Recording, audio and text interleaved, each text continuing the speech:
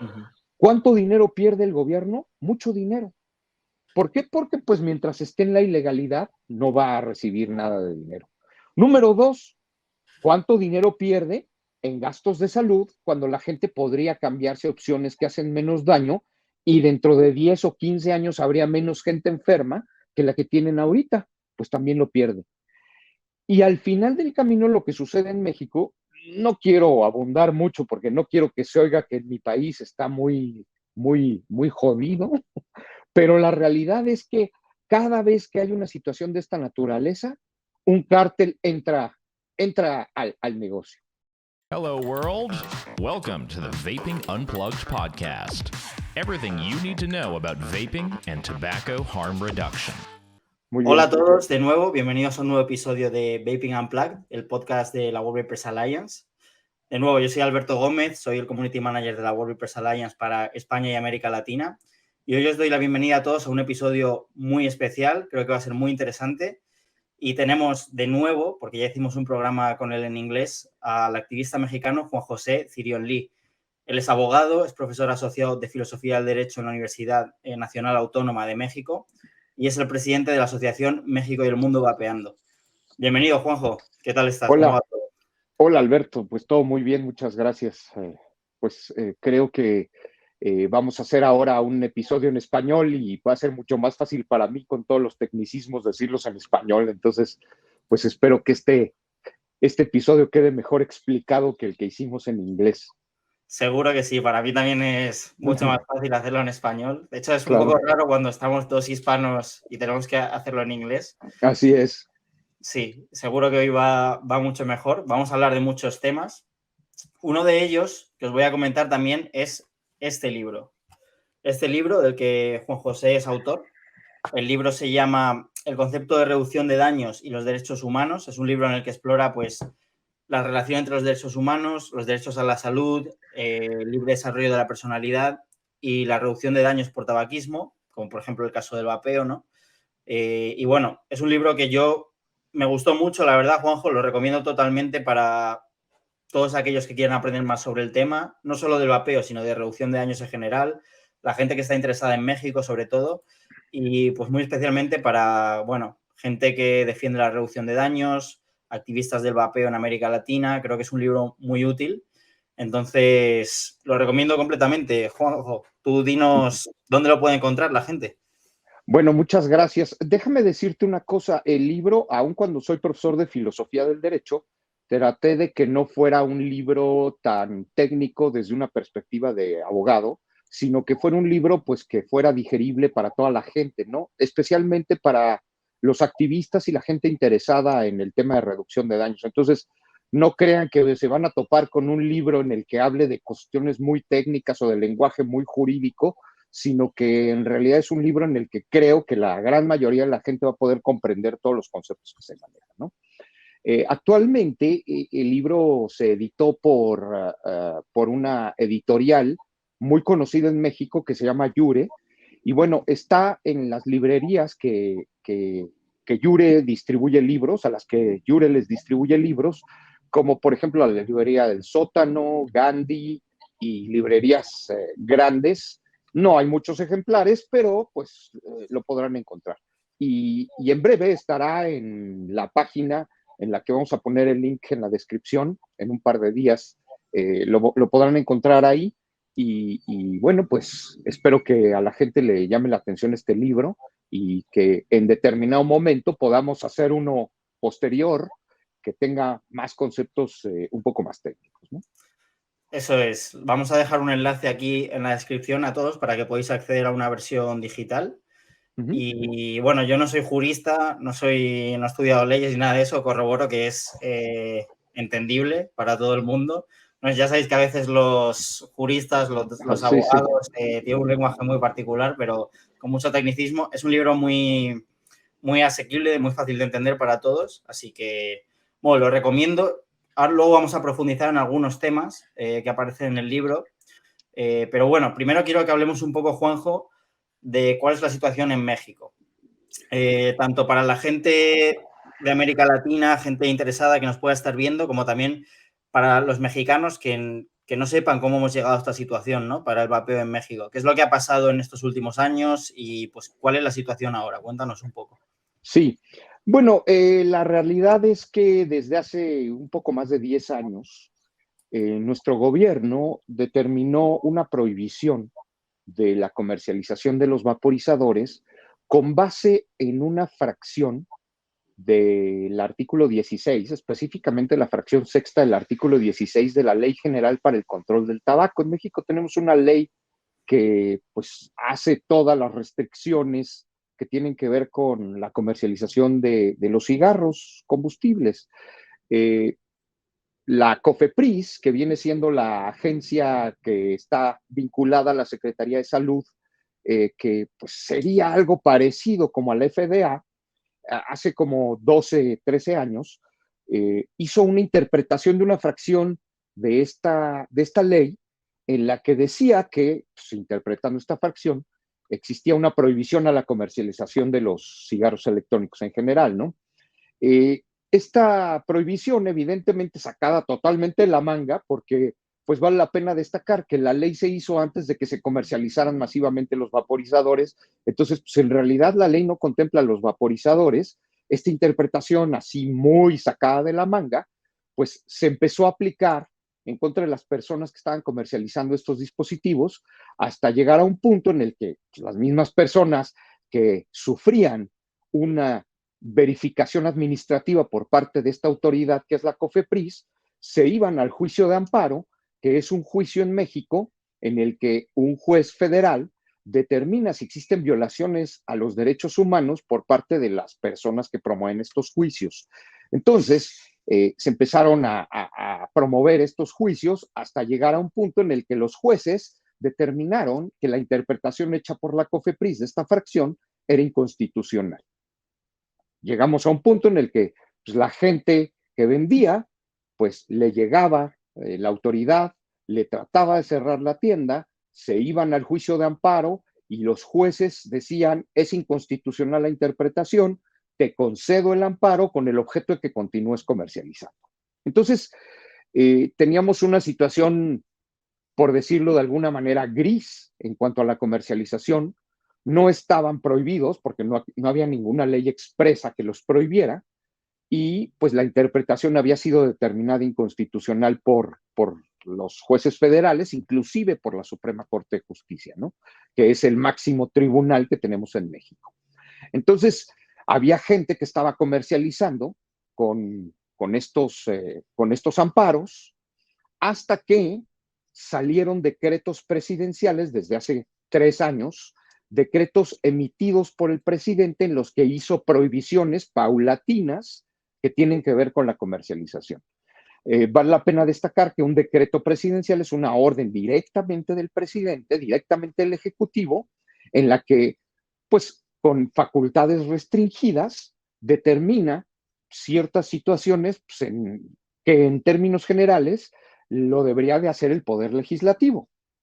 Entonces, primero emite un decreto en el que prohíbe la importación y exportación de estos dispositivos, ¿no? Entonces, pues como sabemos, no sé, 95% de los vaporizadores se producen y se fabrican en China. Entonces, pues, prohibir la importación pues representaba un golpe importante a la industria. Pues solamente podíamos contar, de acuerdo a este decreto, con lo que se fabricara nacionalmente. No hay muchos dispositivos que se fabricaran, pero líquidos sí hay muchos que se fabrican en México. Posteriormente se emitió, digo, hay una historia ahí con ese decreto de prohibición de importación y exportación que no quiero abundar mucho en ella, pero bueno, se hizo un cambio en el que primero se decía que todos los dispositivos, luego hubo otro decreto que decía que todos los dispositivos de vapeo, pero el tabaco calentado sí se podía comercializar, y luego un tercer decreto en el que se determinó que ni el tabaco calentado, ¿sí? O sea, el propio presidente ha cambiado de opinión cuando menos 2 veces después de ese decreto, ¿no? Lo más interesante de esto es que unos días antes de que saliera el tercer decreto en el que nuevamente se prohibía todo, ¿sí? Por cuanto a la importación y exportación, la Suprema Corte de Justicia determinó en un amparo por contradicción de tesis que la prohibición de comercialización era inconstitucional. ¿Qué significa un amparo por una jurisprudencia, perdón, por contradicción de tesis? No era un amparo por contradicción de tesis, dije amparo, pero era jurisprudencia por contradicción de tesis. ¿Qué significa una jurisprudencia por contradicción de tesis? En México, como la jurisprudencia se va construyendo con base en lo que los tribunales colegiados y las salas de la Suprema Corte de Justicia van determinando, había dos criterios que se contraponían. Por un lado, la primera sala decía que la prohibición era inconstitucional en amparos que había revisado, y por otro lado, la segunda sala decía que sí era constitucional la prohibición. Cuando existen criterios encontrados por parte de las dos salas, se llega a hacer un proyecto en el que se determine cuál de estos criterios va a prevalecer, se vota y de ganar la votación queda un criterio único por parte de la Suprema Corte de Justicia. Eso es contradicción de tesis, ¿no? Las posturas de las dos salas encontradas. Unos días antes de que saliera el tercer decreto presidencial, la Suprema Corte de Justicia, en una contradicción de tesis, determinó que el criterio que debía de prevalecer era que es inconstitucional la prohibición absoluta de la comercialización. Sabemos la situación que tenemos en nuestro gobierno mexicano en la actualidad. Creo que todo el mundo está muy consciente de que tenemos un presidente totalmente autoritario, que simple y sencillamente hace lo que se le pega la gana y no le interesa la existencia de la división de poderes.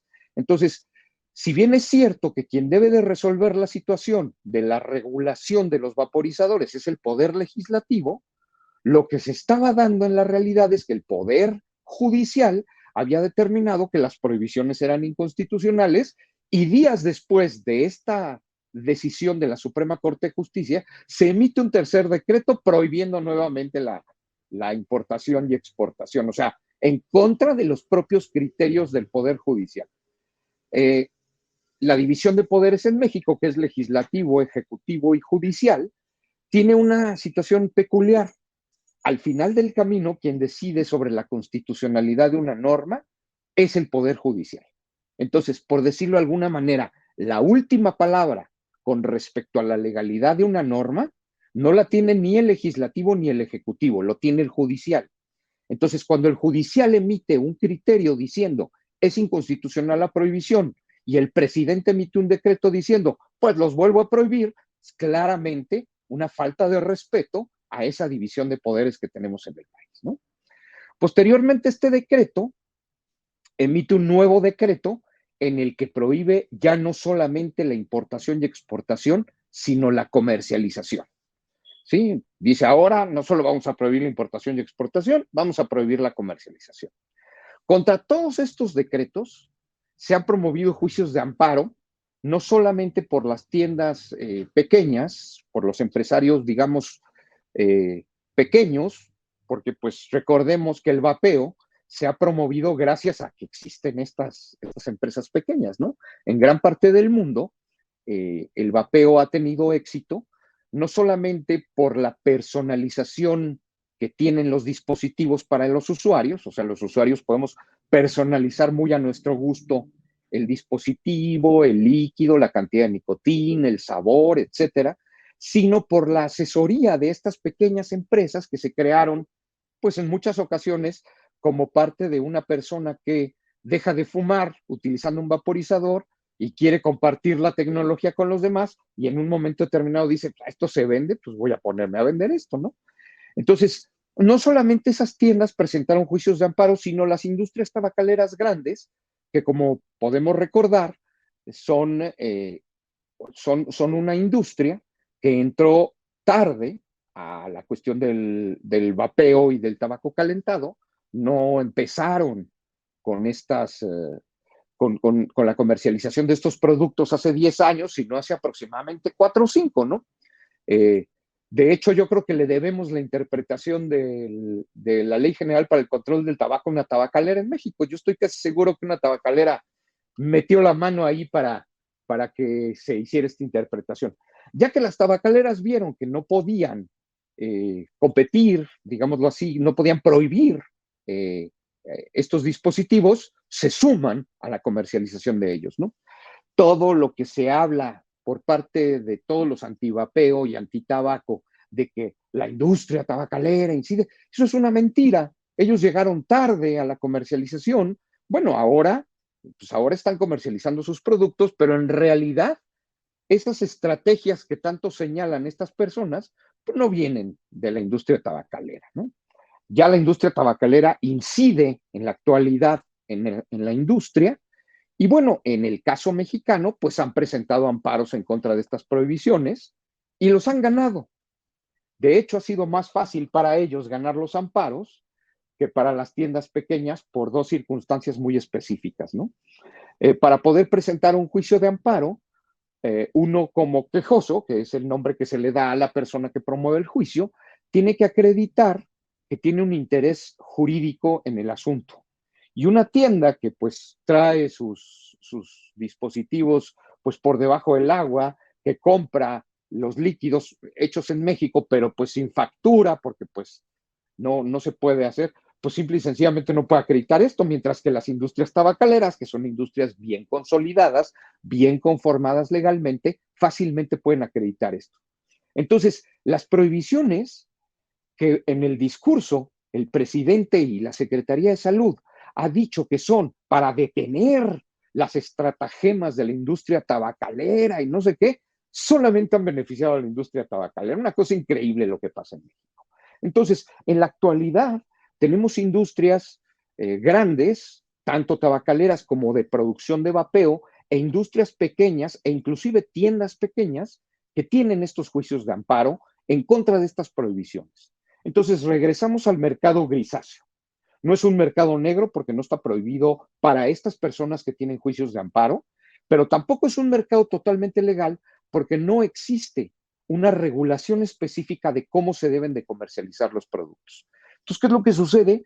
Que en algunas tiendas grandes, tiendas, ¿cómo se dice? De conveniencia, no sé cómo se diga general, tiendas Sí, de tiendas de abarrotes. conveniencia, ultramarinos, ¿no? Tiendas donde se Ándale. vende. Ultramarinos es muy español, ¿no? Aquí en México pues, tenemos algunas que se llaman ultramarinos, pero pues eso es porque los españoles tenían muchas tiendas, ¿no? Entonces, estas tiendas, estas pequeñas tienditas y cadenas de tiendas están comercializando los productos específicamente en estos momentos de las tabacaleras. Entonces, tú puedes ir a una tienda de conveniencia grande y encontrar Views, ¿sí? A una cadena de farmacias también muy grande puedes encontrar Views y puedes ir a una tienda departamental pequeña y encontrar Aicos y encontrar los hits en todas las tiendas de conveniencia, porque pues ese es el cigarrito, pues ese no tiene problema, pero el dispositivo lo venden en ciertas tiendas. Entonces, Ajá. inclusive con una situación muy especial, ¿eh? Yo he comprado alguno y he pedido que me lo facturen y te dan tu factura, o sea, es una compra 100% legal, ¿sí? Que viene precisamente de estos juicios de amparo. Entonces, es la situación que tenemos en el país en este momento. Entiendo, aparte de que para algunas tiendas que no emiten facturas o que lo hacen de manera un poco opaca, les puede ser difícil para ellos acceder al juicio de amparo por el tema de que tienen que demostrar, ¿no?, que están en ese negocio, pero aparte de eso, para las pequeñas tiendas, quizá imagínate, gente que nos esté escuchando que tenga un pequeño negocio, ¿hay alguna dificultad adicional para ir a un juicio de amparo? Es decir, ¿hay algunos costes que deba asumir por recurrir esa legislación? No sé, cualquier cosa. Sí, bueno, el juicio, ya sabes que la justicia es gratuita, pero el abogado no. Entonces ahí tenemos un problema, ¿no? O sea, cuando una persona quiere promover un juicio de amparo, pues necesita contratar un abogado, ¿no? Y estos juicios, como son juicios contra leyes o contra decretos que son similares, de acuerdo a la perspectiva de la promoción del juicio, pues son caros. O sea, un despacho de abogados debe de estarte cobrando cuando menos unos 35,000 de 35,000 a donde quieras, ¿eh? O sea, hay despachos que ¿De te podrán pesos cobrar mexicanos o de dólares? pesos mexicanos. O sea, más o menos entre 2,000 Ajá. y hasta $50,000 te pueden cobrar por un Claro, son juicio de cantidades amparo. muy grandes, hablando en el caso de México, ¿no? Entonces entiendo Así es. que por esta razón habrá, bueno, ahora te quiero preguntar, ¿no? ¿Habrá tiendas que por esta razón hayan decidido no acudir al juicio de amparo porque no se lo podían permitir? ¿O hay tiendas que o comerciantes que han dicho, oye, no podemos acceder a esto y vendemos de manera no legal. Hay Así situaciones es. así. Es decir, Han pasado sí, las dos cosas. hay ilegalidad, ¿no? Hay cierto mercado negro de alguna manera, porque hay gente que está vendiendo sin acceder al juicio de amparo y sin tener permiso para hacerlo, ¿no? Así es. Han pasado las dos cosas. Han pasado quienes tratan de promover un juicio de amparo, algunos que inclusive lo pierden por esta problemática que te digo de acreditar el interés, y aún así siguen la comercialización. Y al mismo tiempo, otros que dicen, yo ni le intento. En el mercado negro estoy más cómodo. ¿Por qué? Porque pues no se pagan impuestos, por ejemplo. Claro. ¿No? O sea, eso no quiere decir que lo que vendan sean cosas de calidades inferiores, ¿eh? O sea, siguen vendiendo los equipos que la gente compra. O sea, no van y compran egos de $1, porque eso nadie quiere, Ya. Sino compran equipos, pues los que todo el mundo quiere, líquidos de todas las calidades, importados, no necesariamente de manera legal, pero importados, fabricados en Estados Unidos o en Europa inclusive, ¿no? Así es como está la situación. Si me permites comentarte una cosa rápido. Claro. A principios de este año entró en vigor un reglamento en el que se prohibía el uso de cigarros normales, no dice de cigarros electrónicos, pero luego también se incluyó la prohibición en muchos espacios, inclusive se prohibieron las áreas de fumar en los restaurantes, por ejemplo, ¿no? Pasa algo muy simpático con esto, ¿eh? Y te lo quería contar para que veas la mentalidad que tenemos en México. Adelante. Sale el reglamento y se prohíbe, uno, la exhibición de los cigarros en las tiendas. Ya no pueden tener exhibidos los cigarros, los tienen que tener escondidos. Dos, el uso de cigarros y vaporizadores en restaurantes, en las áreas que antes eran designadas para ello, y en parques públicos y playas, ¿no? Como si esto le hiciera un gran favor a la gente, ¿no? Porque pues, una persona que está fumando en la alberca de un hotel en Cancún no le afecta en nada a nadie, o sea, así literal, en nada a nadie.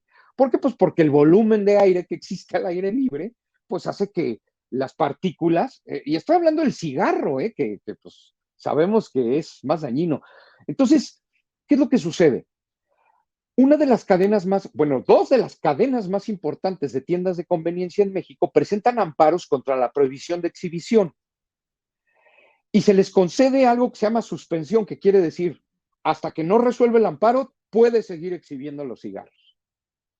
Entonces, empiezan a exhibir los cigarros las cadenas grandes.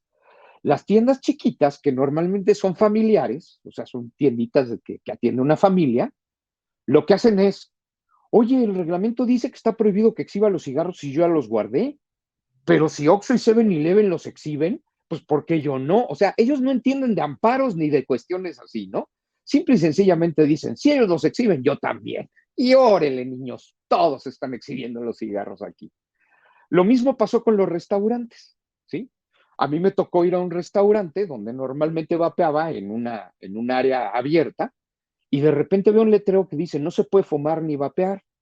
Y le digo al mesero, o sea, ya se van a meter hasta con los vaporizadores. Y me dice, usted tranquilo, no hay problema, úselo. O sea, en México el problema que tenemos muy grande es que nadie respeta nada. Esa noción de law enforcement que tienen también los anglosajones no existe en los países latinos. En los países latinos tenemos la idea de la ley se aplica si me cachan. No la idea de no lo voy a hacer porque me van a agarrar, sino la idea de pues se puede, a este letrero de que no se puede fumar, me vale un cacahuate, si el mesero me dice que no tengo problema, pues fumo. Entonces, tenemos un reglamento que además posiblemente es el reglamento, o sea, la norma que más se ha combatido legalmente en la historia de México. O sea, tenemos conocimiento de que se han presentado más de 4,000 amparos contra este reglamento, que no obstante todavía no se resuelven estos amparos, ya nadie lo está respetando. Entonces, si esto lo trasladamos a la pregunta que me hiciste, pues es lo mismo, ¿no? Yo he estado vendiendo pues en la medio legalidad, pero ahora que es ilegal, sigo vendiendo en la medio ilegalidad, ¿sí? Voy a intentar un amparo, si lo gano, qué bien, porque ya podré abrir la puerta sin problemas, pero si no lo gano, voy a vender atrás de la cortina, ¿sí? Y así es la situación en México. Entiendo, la verdad que es una situación que hay que verla desde muchos puntos de vista, ¿no? Y yo creo que hay una combinación de condiciones. Una de esas es la que tú acabas de mencionar, de la falta de lo que los anglos llaman law enforcement, ¿no? De aplicación de la ley. El Estado mexicano no es capaz de aplicar la ley, de No, aplicar la ley. Entonces, en ningún aspecto, ¿eh? no, en ningún aspecto. Entonces, en este, menos. Eso por un En lado. Por este otro menos, lado, sí. tienes esta regulación que, como tú dices, primero prohíbe la comercialización, pero luego algunas marcas, algunas industrias son capaces de ir a un juicio de amparo y deshacerse de la prohibición, ¿no? Pero esto al final entiendo que por lo que tú me comentas, a quien más acaba perjudicando es a los pequeños comerciantes, a Así los es. pequeños negocios, porque muchos no se lo pueden permitir, se ven obligados a trabajar en la ilegalidad, etcétera. Luego, aunque creo en lo que tú me dices, porque por lo general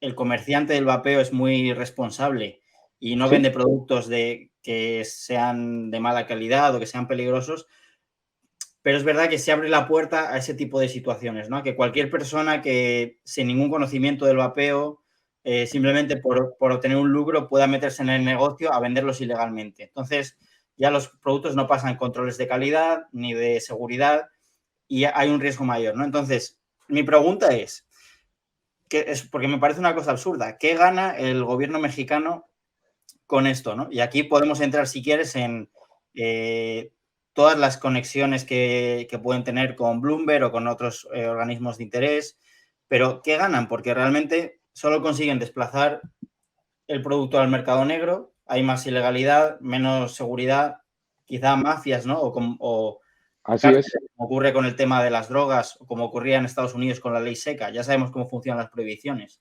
Así Entonces, es. ¿qué se ha conseguido con esto? ¿Qué ha ganado el gobierno? Cuéntanos. Que ha ganado que la Organización Panamericana de la Salud le dio un diplomita al presidente de gracias por tu contribución al tabaco. ¿Me explico?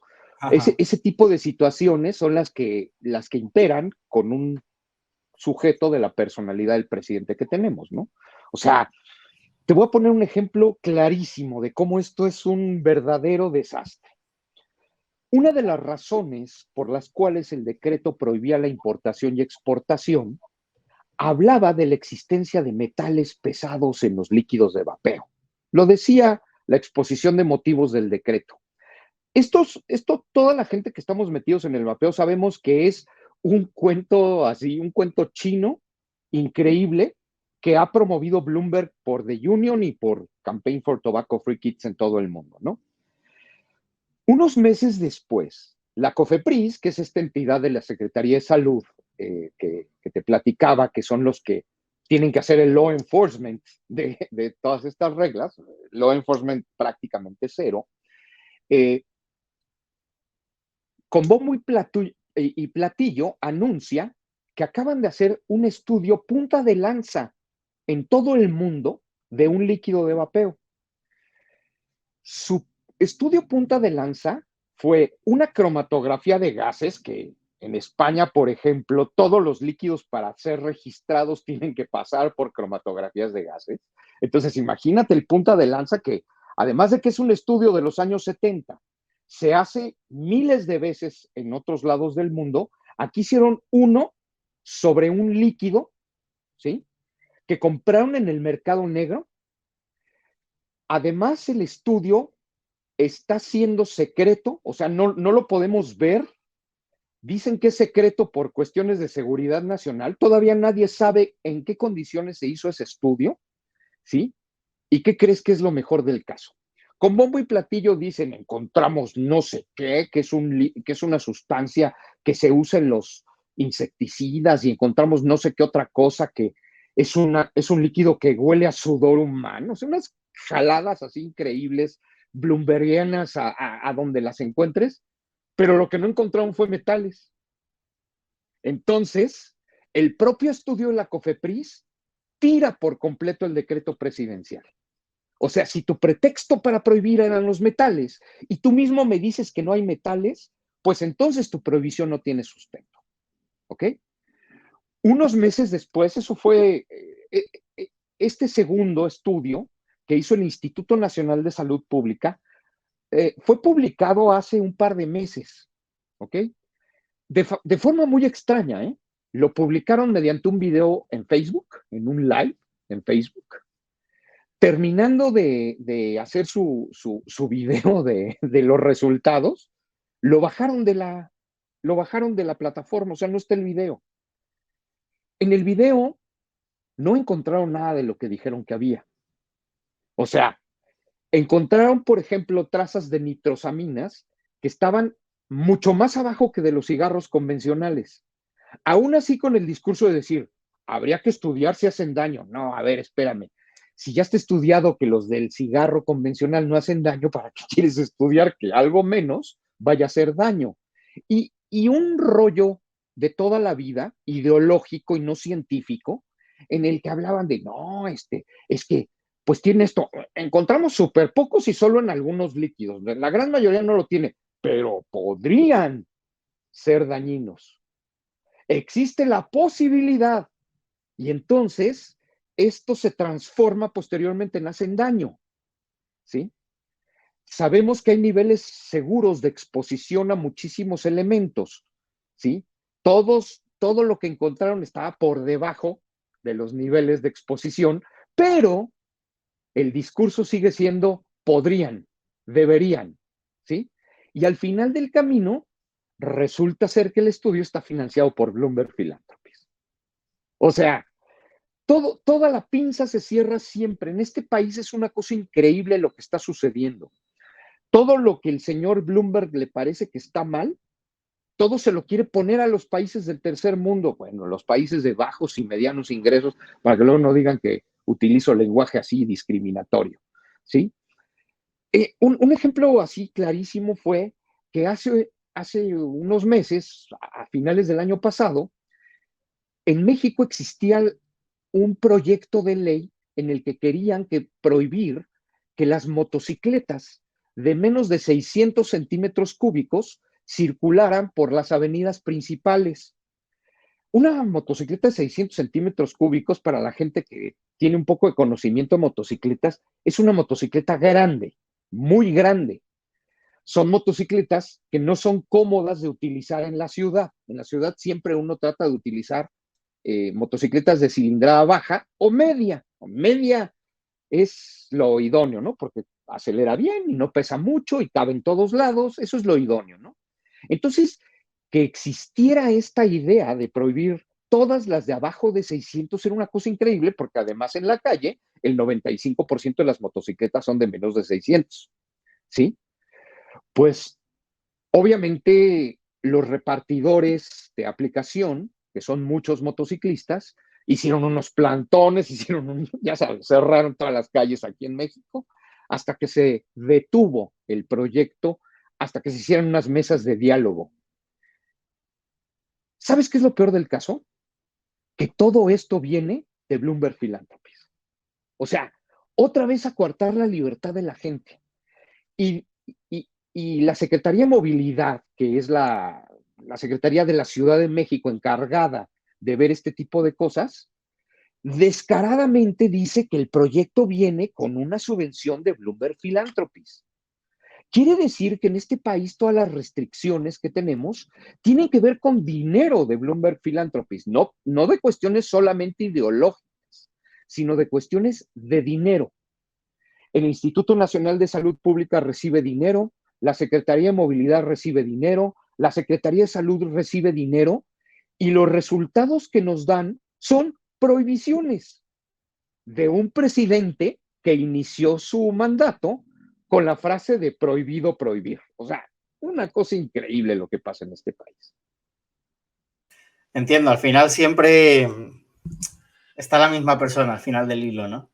Vas Así tirando, es. tirando y tirando y llegas al final y siempre es el mismo. Siempre es lo mismo.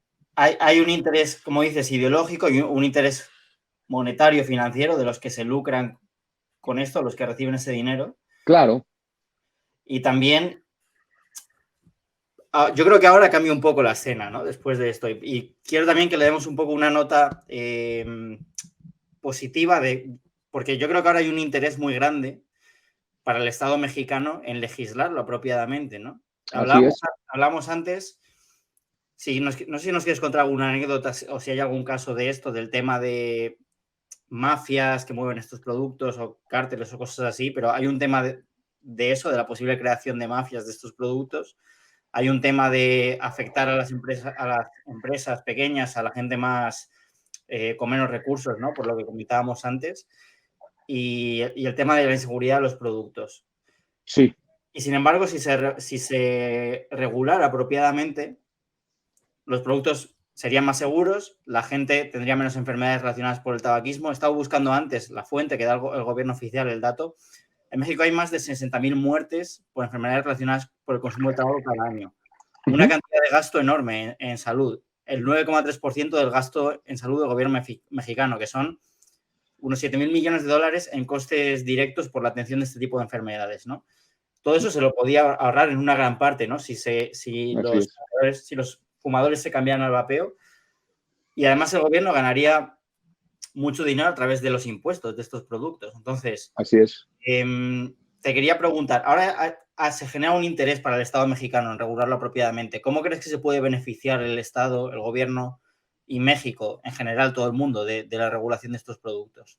Sí, bueno, increíblemente existen más de 20 proyectos a manera de iniciativas de ley, tanto en la Cámara de Diputados como en la Cámara de Senadores, donde 18 de ellos quieren regular la comercialización, desde los que lo quieren equiparar al cigarro hasta los que lo quieren ver como un producto diferente. Más o Solamente, menos hay un consenso, ¿no?, en que hace falta una regulación. así es, solamente 1 o 2 proyectos buscan la prohibición, ¿no?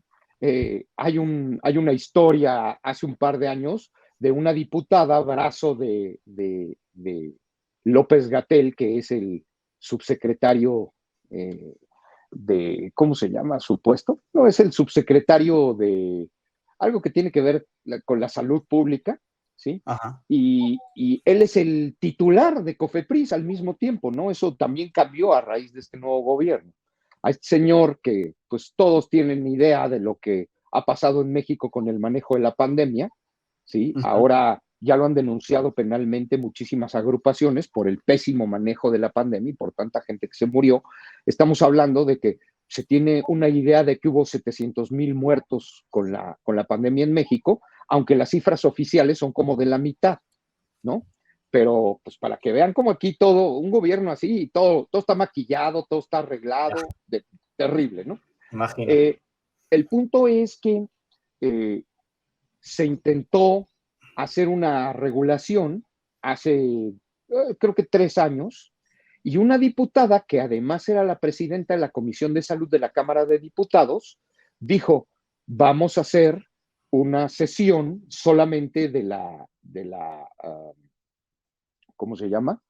De salud, de la Comisión de Salud de la Cámara de Diputados, para analizar todas las iniciativas que tenemos. Entonces, ella agarró, según esto, las iniciativas que había,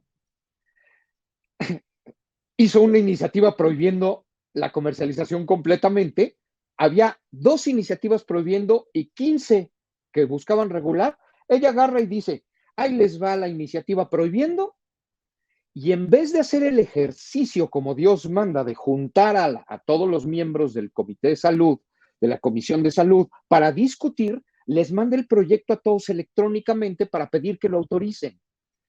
Ese proyecto nos llega a nosotros, nos ponemos a revisar y en los metadatos encontramos que ese proyecto salió de la computadora de una persona que se llama Yanela Severini. Resulta ser que Yanela Severini es una asesora jurídica de Campaign for Tobacco Free Kids. ¿Cómo no? ¿Cómo no? Y Campaign for Tobacco Free Kids está financiado ¿por quién? Por Bloomberg. Michael Bloomberg. O sea, una cosa increíble.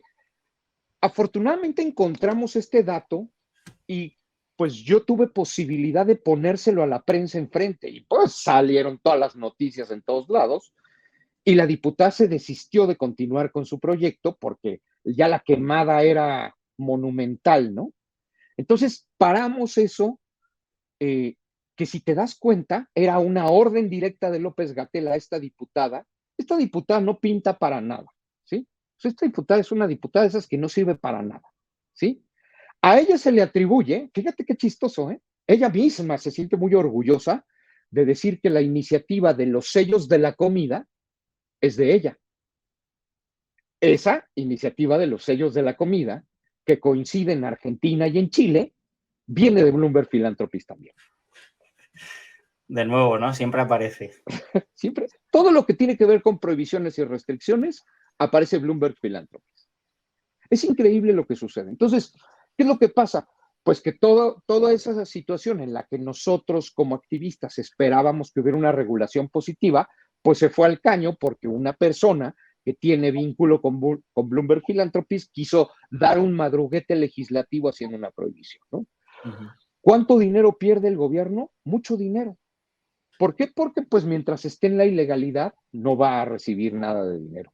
Número 2, ¿cuánto dinero pierde en gastos de salud cuando la gente podría cambiarse a opciones que hacen menos daño y dentro de 10 o 15 años habría menos gente enferma que la que tienen ahorita? Pues también lo pierde. Y al final del camino lo que sucede en México, no quiero abundar mucho porque no quiero que se oiga que mi país está muy jodido, pero la realidad es que cada vez que hay una situación de esta naturaleza, un cártel entra al negocio. Entonces, si bien es cierto que no tenemos idea de que esté generalizado esto en el vapeo en estos momentos, sí tenemos idea de que ya se inmiscuyó uno de los cárteles y lo hace como lo hace con otro tipo de productos, ¿no? A ver, mira, no te preocupes. De hoy en adelante, yo soy tu proveedor. Yo te voy a vender los vaporizadores. No le puedes comprar a nadie más, solamente me los puedes comprar. Y entonces tenemos ya una situación así. Hubo un tiempo en el que abundaron las máquinas expendedoras con vaporizadores en todo el país, cosa que las asociaciones de inmediato dijimos, esto no puede estar, esto no puede ser, o sea, lo primero que debe de existir es control para que los menores no puedan acceder a estas tecnologías y una máquina expendedora carece de todo tipo de controles, ¿no? Entonces, se estaba inundando el país de máquinas expendedoras, pero al final del camino la COFEPRIS sí tomó cartas en el asunto y empezó a retirarlas. Todavía encuentras algunas, ya no tantas, y se dice, yo no estoy seguro, se dice que esto es manejado por alguna cuestión mafiosa, ¿no? Entonces, al final del camino, el gobierno tiene la obligación de brindarle certeza al consumidor. Entonces, si yo estoy consumiendo algo que además es tan fácil encontrarlo, o sea, en el mercado gris o en el mercado negro, en el mercado gris con amparos, voy a cualquiera de las tiendas de cadena y encuentro un vaporizador. Y en el mercado negro, en las esquinas está la gente vendiendo vaporizadores. Entonces, eso al único que le afecta es al consumidor. ¿Ok? ¿Por qué? Porque no se tienen los mecanismos, como tú comentabas, básicos para tener control sobre lo que se está vendiendo. Cada vez que una sustancia o un producto se pasa al mercado negro, estamos en el peor escenario posible. 1, no se reciben impuestos. 2, no existe control. 3, no existe certeza para el consumidor. Entonces, si tú ahorita le preguntas a la COFEPRIS cuántos líquidos de vapeo pueden ser peligrosos en el mercado actual, no tienen ni la más remota idea. Es más, no tienen ni idea de cuántos vaporizadores hay en México. ¿Sí? Tienen idea de cuántos usuarios hay por otro tipo de encuestas que no tienen que ver con ellos, pero ellos perdieron totalmente el control de lo que está sucediendo. Máxime cuando, como te digo, puedes encontrar un vaporizador en una tienda que te lo facture. ¿Sí? Uh-huh. Sí, es muy urgente la necesidad por una regulación, porque es que todo lo que tú comentas, ¿no? La posible aparición de mafias, cárteles, lo que comentabas, de que es posible que ya estén metidas en el negocio, que lo hagan de esa manera, pero incluso en algún momento esto podría volverse en una situación mucho más grave, incluso violenta, ¿no? Como ocurre con las drogas. Entonces, realmente es de extrema necesidad que se regule ya. También pensaba incluso, aparte del tema que comentabas de el tabaquismo, el dinero que se podía ahorrar el Estado por enfermedades relacionadas con el tabaco, también incluso económicamente, ¿no? El número de negocios, de empleos que puede destruir, de familias que puede hundir porque pierdan una fuente de ingresos en ese sentido. Así es. Es una situación en la que no gana nadie. Y hay otro tema, que es el que tú comentas en tu libro, que es cómo afecta a los derechos de los ciudadanos. Es decir, así es. Esto les afecta primero por el tema de la salud, por el tema económico, por el tema de la seguridad, ¿no? Pero sobre todo también porque es una, en cierto modo, yo diría una violación de los derechos de los ciudadanos, ¿no? Tú comentabas en tu libro, creo principalmente el derecho a la salud y el derecho al libre desarrollo de la personalidad. Así es. Y el derecho a la información son los 3 ejes centrales del libro. Sí. Cuéntanos un poco de cuál es la relación entre vapeo y estos derechos y cómo esta prohibición, este decreto los está, bueno, está acabando, está dañándolos, no acabando con ellos, pero los daña. Y fíjate qué chistoso, al final del camino regresamos con que todo lo que viene de Bloomberg tiene que ver con restricciones a los derechos de las personas, ¿no? Todo lo que tiene que ver con prohibiciones y restricciones a las libertades, ¿sí? Tiene por ahí una arista hacia Bloomberg. Es una cosa terrible lo que pasa en el país. Evidentemente, el libre desarrollo de la personalidad como derecho humano tiene muchísimas aristas que han sido fundamentales para utilizarse como bases para derechos que ahora se están explorando, ¿no? Por ejemplo, el derecho a la autopercepción, ¿no? La idea de decir yo me autopercibo como hombre, como mujer, que si bien es cierto que es una situación en la que existe mucha polémica, esta idea tiene que ver con mi derecho a que yo hago con mi cuerpo lo que yo quiero, ¿no? Entonces, si yo quiero matarme fumando, es mi problema. Si yo quiero matarme tomando alcohol, es mi problema. Si quiero matarme en un deporte extremo, es mi problema. Si quiero matarme vapeando, es mi problema. Todo eso tiene que ver con decisiones que partan de la idea de la información que puedo tener con respecto a las cosas. Entonces, si yo quiero matarme fumando y en un momento determinado digo, pues sí me quiero matar fumando, pero no tan rápido, pues entonces necesito información de ver qué alternativa puedo tener, ¿no? Entonces tenemos una información, sobre todo la que viene del gobierno, que está tan sesgada que lo único que logra es confundir a la población. Entonces, de manera indirecta, ese derecho a la información que tengo, al no ejercitarse de manera correcta, incide en las decisiones que tomo, ejerciendo mi derecho de libre desarrollo de la personalidad, ¿no? Y al final del camino, el derecho a la salud incide también en esto, ¿no? ¿Por qué? Porque yo tengo derecho a darme el tratamiento que yo quiera y a tener el estilo de vida que yo quiera. Si yo voy con el médico y me dice, tienes alto el colesterol, tienes que comer más verduras, y yo digo, a mí no me importa, yo voy a comer en McDonald's todos los días, es mi problema. El doctor no puede decir, ahora aquí te amarro, cabrón, y te voy a dar de tragar puras verduras. No puede. Si yo tengo cáncer, tengo la posibilidad de elegir el tratamiento que quiero tener. Si me dicen hay que operarte, si me dicen hay quimioterapia, si me dicen hay radioterapia, si me dicen aquí hay unos chochitos o aquí hay una planta que utilizaban los mayas, ¿sí? Yo tengo el derecho a elegir lo que yo quiera. El médico me va a decir, la planta no sirve, no vayas a usar esa cosa. Gracias, yo creo que sí sirve, yo me pongo. Por lo tanto, en el momento que yo soy un fumador y digo, yo quiero hacerme menos daño porque con la información que tengo, no gracias al gobierno mexicano, he decidido que el vapeo me hace menos daño que fumar, pues entonces tengo que tener la posibilidad de ejercitar esta decisión que tomé con respecto a mi salud. Y esta decisión que seguimos peleando los abogados que estamos en el activismo, también ha sido un poco coartada por parte del Poder Judicial, porque en el momento que se presentan amparos por parte de los usuarios, el Poder Judicial dice, no, tú no tienes interés legítimo en esto porque a quien afectes a los que venden. No, si yo no puedo comprarlo, ¿cómo ejercito mi libre desarrollo de la personalidad, no?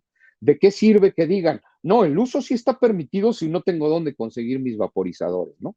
Entonces, estos 3 derechos inciden directamente a la noción de reducción de daño, ¿no?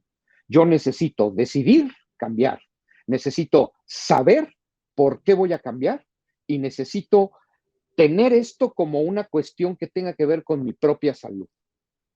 Y así es como el libro maneja esta noción de los derechos humanos. Yo prohíbo la comercialización, rompes mi posibilidad de comprar, por lo tanto incides en mis decisiones, ¿sí?